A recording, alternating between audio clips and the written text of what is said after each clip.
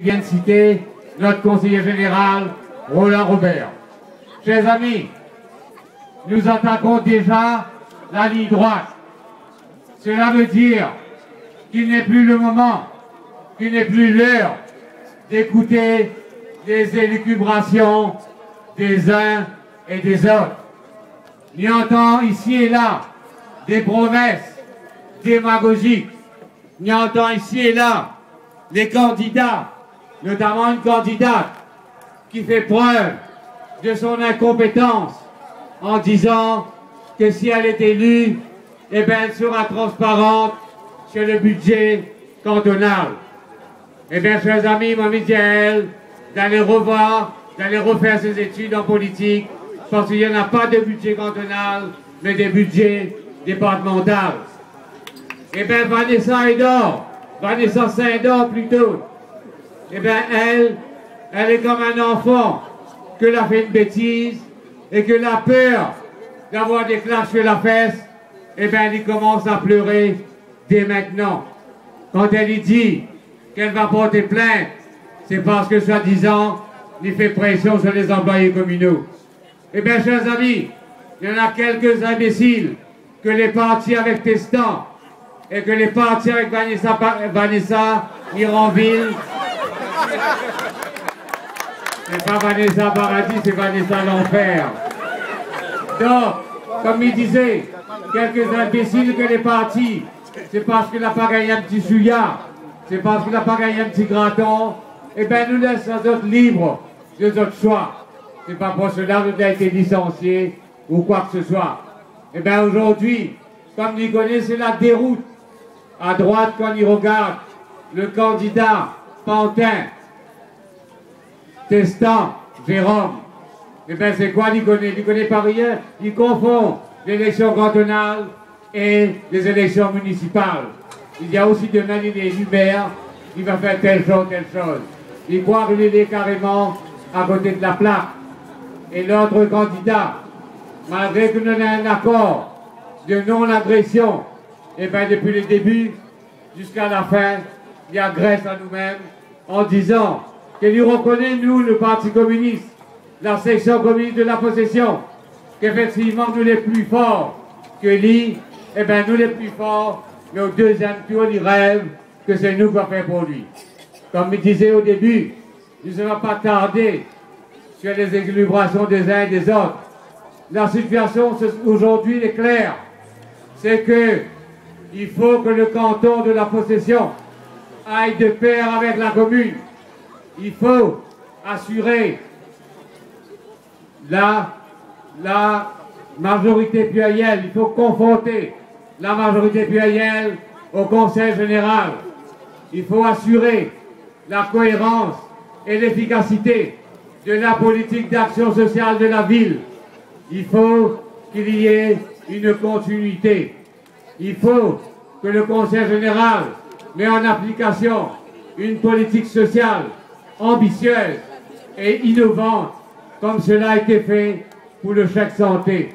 Eh bien, le chèque santé l'année dernière, 19 000 personnes âgées ont pu bénéficier pour un budget de 8 millions d'euros. Eh bien, aujourd'hui, il n'est pas une gloire de dire que le Conseil général a dépensé 880 millions d'euros en prestations sociales pour un budget de 1,4 milliard d'euros. Cela veut dire, chers amis, que la précarité et la misère s'installent. Cela veut dire qu'il y en a de plus en plus de travailleurs pauvres qui ont besoin de l'aide. Cela veut dire que nombreux de nos concitoyens sont éligibles à l'aide sociale. Et c'est la spirale, parce que les dépenses sociales augmentent par rapport à l'investissement. Aujourd'hui, la région, sous la présidence de Didier Robert, qui a pris la responsabilité d'arrêter tous les chantiers, eh bien aujourd'hui, n'y prend un seul exemple. L'année dernière, il y en a seulement 5 000 chauffe-eau solaires qui ont été posés, contrairement aux autres années que l'a fait 10 000. Ça veut dire la moitié. La conséquence, c'est que l'entreprise Giordano a été obligée de licencier 137 personnes, le directeur compris, parce que l'entreprise métropolitaine a décidé de diriger son entreprise depuis la métropole. Voilà la conséquence.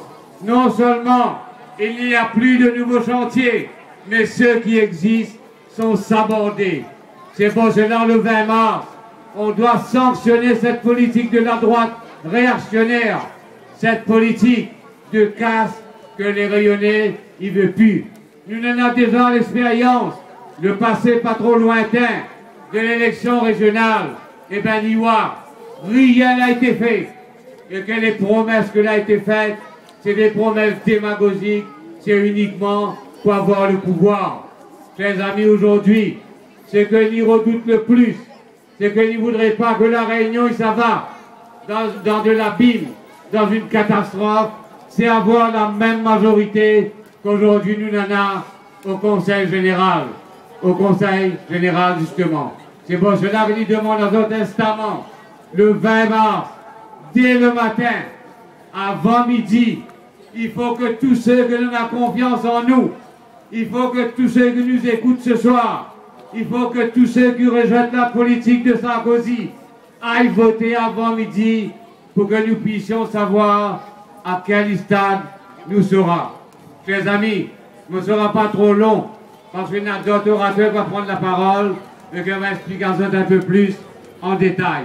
Sans plus tarder, il passe la parole à notre camarade Maurice Gironcel, qui est dans la direction du Parti communiste rayonnais. Maurice Gironcel.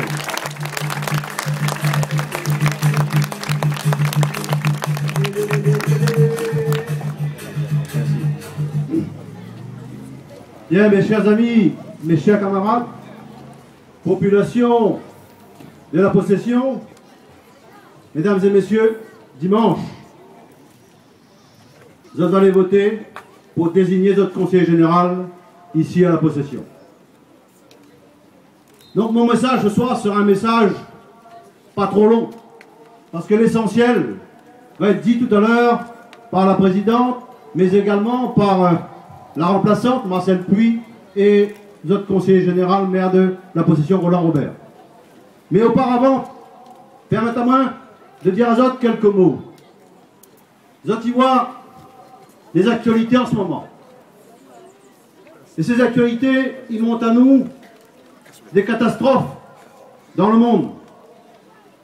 Mais ils montrent à nous également des révoltes dans le monde du Moyen-Orient, les pays arabes. Et là-bas, notamment en Libye, au Yémen, tout ça, il ne peut pas laisser nous indifférents. Donc, c'est également la catastrophe au Japon. Et au Japon, c'est également certains responsables, par là-haut, d'apocalypse au niveau du nucléaire.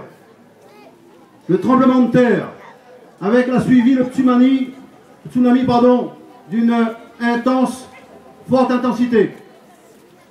On annonce déjà plus de 10 000 morts. Et aujourd'hui, les actualités en boucle, ils parlent là-haut, eh bien, qu'on va vers une catastrophe encore plus grave avec le nucléaire.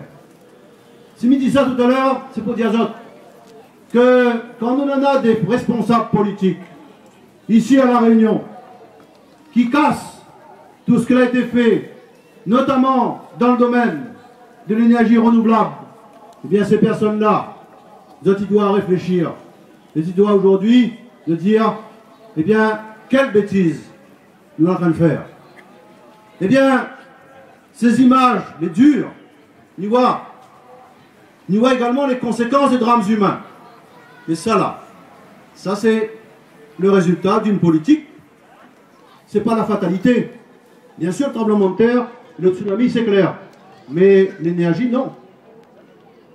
Et que ça, nous constate, c'est là où il est également indécent. Il constate que ce qu'on appelle le grand capital, eh bien, aujourd'hui, c'est tout juste, notre principal problème, ce n'est pas les milliers de morts, ce n'est pas les catastrophes. Notre principal problème, est-ce que, eh bien, notre actions en bourse va diminuer.